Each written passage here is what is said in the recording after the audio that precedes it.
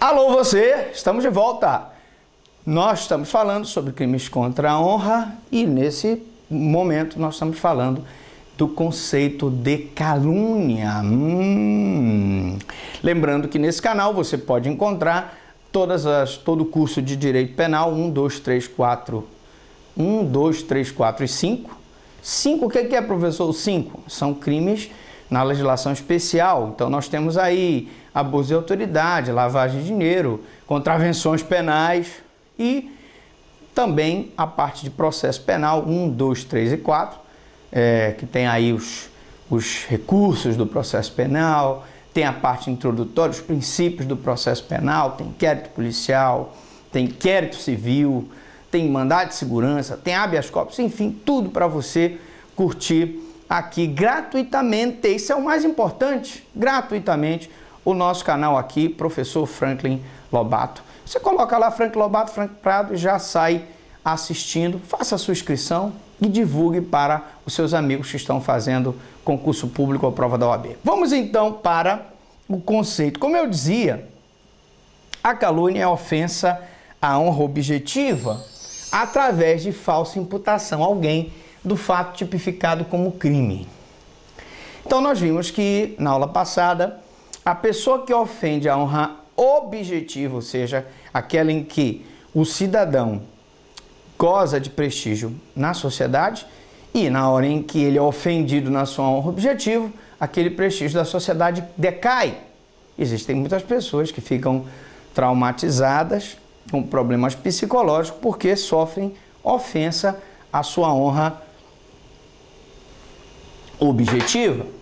Então, a calúnia é a ofensa à honra objetiva, é a imputação falsa, atenção, falsa, não pode ser verdadeira, se for verdadeira não é calúnia, de fato definido como crime. Então eu tenho aqui o sujeito ativo e passivo. Professor, quem é o sujeito ativo? Só para a gente recapitular, você está esquecido, o sujeito ativo é aquele que viola o bem jurídico tutelado pelo direito penal. E professor, qual é o bem jurídico no caso da honra? Muito bem, o bem jurídico no caso da honra, você vai lá, estou em dúvida sobre o bem jurídico. O capítulo é crimes contra a honra. Qual é o bem jurídico? Proteção da honra. Você vai no capítulo de crimes contra a vida. Qual é o bem jurídico? Proteção da vida. Ah, professor, quer dizer que é fácil? Então é. Você vai lá no capítulo e o capítulo te diz quais são as violações e, portanto, os crimes que caracterizam os bens jurídicos. Crime contra a administração pública, proteção da administração pública. Então, o sujeito ativo e passivo. Quem é o passivo? O sujeito passivo aqui no direito penal é aquele que sofre a ofensa ao bem jurídico. Nós estamos falando de calúnia, então o sujeito passivo é aquele que sofre a ofensa à honra objetiva, aquele que sofreu a imputação falsa de fato definido como crime. Atenção!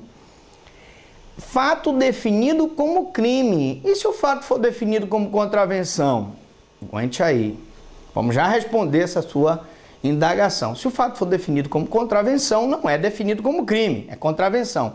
Razão pela qual nós não vamos poder imputar calúnia, porque a calúnia tem que ser pela tipicidade, fato definido como crime.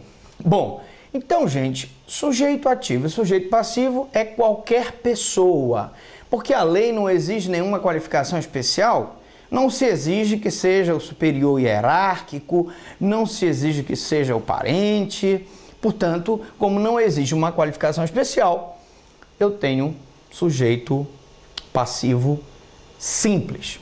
Podem ser sujeitos passivos as pessoas de má fama, os desonrados, prostitutas e os irresponsáveis. Bom, mas vamos lá. Professor, a prostituta pode ser sujeito passivo? Mas ela já não está desonrada mesmo? Veja bem, a prostituta exerce uma atividade que muitos acham ser desonrosa. Há quem diga que não. Há quem diga que é a profissão mais antiga da humanidade. Mas, de qualquer forma, o fato dela praticar a prostituição não dá direito para que ninguém acuse ela de um crime que ela não cometeu. Dizer que ela roubou se ela não tiver roubado, dizer que ela matou se ela não tiver matado, dizer que ela praticou algum crime que ela não tenha cometido.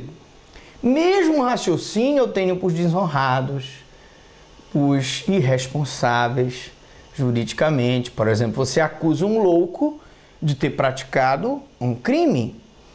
Ele pode ser louco, mas ele não é burro. Pode ser que ele não tenha praticado esse crime, razão pela qual você está praticando um crime contra a honra, porque você ofende a honra objetiva dele. Os menores impúberes são aqueles menores para o Código Civil, menor impúbere, nós vamos estar aí antes dos 16, antes dos 14 anos, pessoas que são acusadas da prática de um crime sem terem cometido esse crime. São sujeitos passivos do crime de calúnia. Os mortos, como eu disse na aula passada, podem ser caluniados, mas nesse caso, o sujeito passivo, então, serão os seus familiares, porque ele já está morto, ele não pode ser, então, sujeito passivo, uma pessoa que já está morta, mas os familiares dele serão o sujeito passivo. Vamos controlando o nosso tempo aqui. E a pessoa jurídica, professor Franklin, a pessoa jurídica pode ser sujeito passivo do crime contra a honra? Claro que pode. Ela pode ser vítima, sujeito passivo do crime de difamação. Cuidado, hein? Então, professor, a pessoa jurídica somente pode ser vítima, sujeito passivo do crime de difamação. Então, se tiver lá na tua prova, pessoa jurídica pode ser vítima do crime de calúnia ou de injúria, não está correto. Cuidado. 1 minuto da sua atenção na prova pode ser fatal. Ela pode ser sujeito passivo, mas do crime de difamação, que nós vamos ver daqui a pouquinho. Crime de difamação daqui a pouquinho.